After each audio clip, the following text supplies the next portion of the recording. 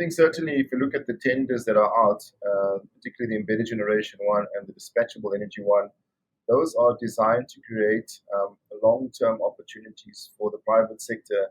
to provide us with their power for their independent generation. So the embedded generation tender, for example, will have a 20-year power purchase agreement,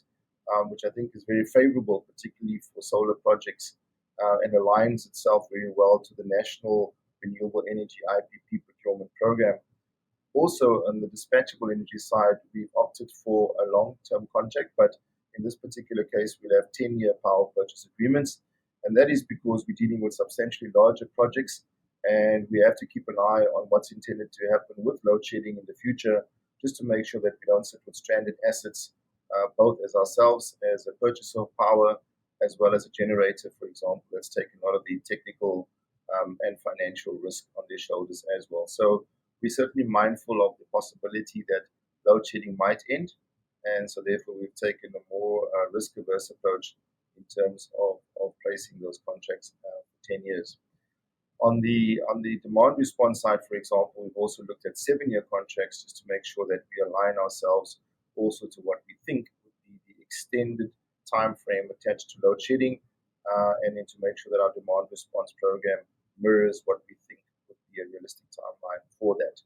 Of course, there's no restrictions in terms of small-scale embedded generation, so we've opened up that marketplace, as I've said already, to the commercial sector, and within the next year or so, we are likely to open that up to the residential sector to also allow them to export more power than what they're currently consuming from the grid. So a change from the status quo will happen. So certainly we're doing everything in our power to ensure that the third-party generators, as I've mentioned, the wheeling to you as well, have access to our customers, they have access to the network,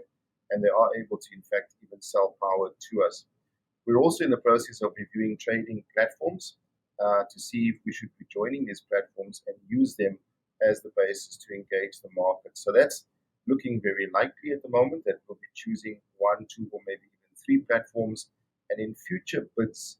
would be handled through these platforms, and it makes it a lot easier for us. It also allows us to enter into shorter-term contracts, which is something that we're quite interested in doing, obviously from a risk perspective. So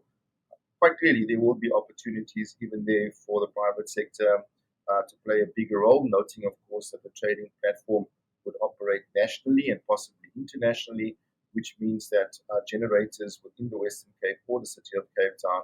will have access to off-takers both within the city as well as in the province and nationally. So very exciting times ahead in terms of opportunities for the private sector.